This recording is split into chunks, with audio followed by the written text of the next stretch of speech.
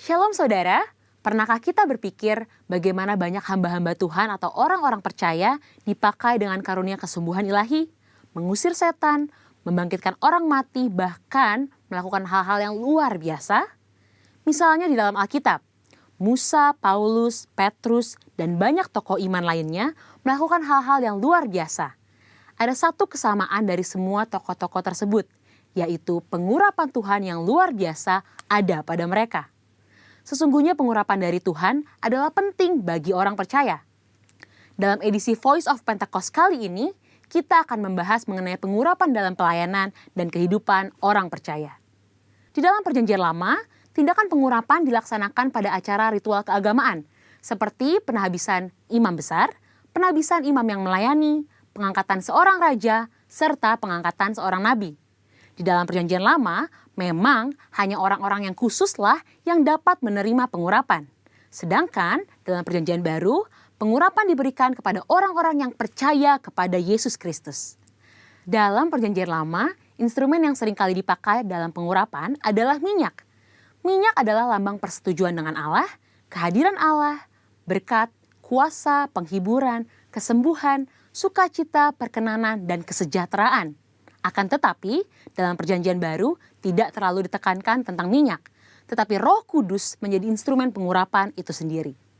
Prinsip yang mendasari pengurapan minyak adalah prinsip konsekrasi, yaitu memisahkan atau mengkhususkan sesuatu atau seseorang kepada Tuhan. Prinsip konsekrasi dengan pengolesan minyak tetap berlaku pada era Perjanjian Baru. Lalu, apa contoh peristiwa pengurapan dalam Alkitab? Salah satunya adalah pengurapan double portion. Pengurapan 2 kali ganda sangat dikenal dalam gereja aliran Pentakosta dan karismatik.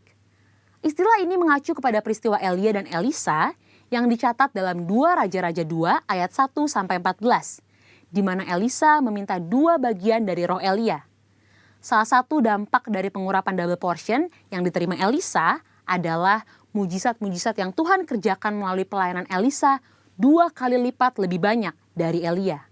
Hal ini tidak membuktikan bahwa Elisa lebih hebat dari Elia, justru lebih membuktikan bagaimana mentoring yang dilakukan Elia kepada Elisa berhasil. Peristiwa yang senada juga terjadi pada zaman Perjanjian Baru, di mana Tuhan Yesus menyampaikan kepada murid-muridnya dalam Yohanes 14 ayat 12, "Sesungguhnya barang siapa percaya kepadaku, ia akan melakukan juga pekerjaan-pekerjaan yang aku lakukan, bahkan pekerjaan-pekerjaan yang lebih besar daripada itu." Maksud perkataan Tuhan Yesus bukan berarti orang percaya lebih hebat darinya, melainkan orang percaya akan melakukan pelayanan yang menjangkau lebih banyak orang, serta pelayanan kepada bangsa-bangsa non-Yahudi. Dengan perkembangan teknologi, internet, dan media sosial, kini semua pelayanan penjangkauan dimungkinkan. Roh Kudus memenuhi dan mengurapi orang percaya untuk melakukan pelayanan tersebut. Pengurapan double portion merupakan pengurapan untuk pelayanan yang lebih besar. Umumnya terjadi dalam konteks bapa rohani dengan anak rohani. Orang percaya yang merindukan pengurapan tersebut tentu harus membangun hubungan bapa anak dengan pemimpin rohani yang Tuhan Yesus tempatkan di atasnya. Selanjutnya, apa maksud dan tujuan dari pengurapan? Dalam Lukas 4 ayat 18-19 dijelaskan bahwa Yesus Kristus sebagai yang diurapi. Jikalau Yesus saja menerima pengurapan dari Allah, terlebih lagi kita sebagai orang percaya. Oleh karena itu, pengurapan harus disadari sebagai bagian dari perjalanan orang percaya dalam menjalankan panggilan Kristus. Dalam hidup setiap hari, Tuhan pun telah berkata bahwa Ia sebagai gembala yang baik akan mengurapi kepala orang percaya dengan minyak. Pengurapan yang diberikan kepada orang-orang percaya dalam era Perjanjian Baru bukanlah untuk tujuan keselamatan atau berkat secara jasmani, namun untuk tujuan pelayanan, yaitu pemberitaan Injil dan menyatakan kuasa Allah. Dan yang terakhir, pengurapan merupakan bagian tidak terpisahkan dari hidup orang percaya.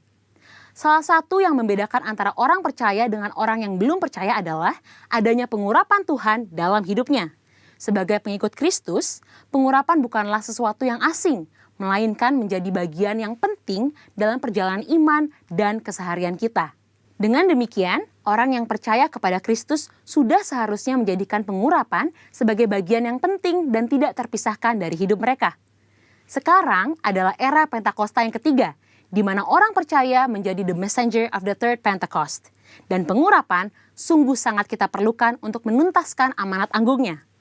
Misi kerajaannya tidak dapat dilakukan dengan kekuatan kita sendiri. Jadi, kita jangan sampai melewatkan kesempatan untuk menerima pengurapan dari Tuhan melalui para pemimpin rohani kita. Mari terima pengurapan Tuhan dengan iman dan mulai melangkah untuk mengerjakan apa yang Roh Kudus perintahkan di dalam hidup kita. Tuhan Yesus memberkati.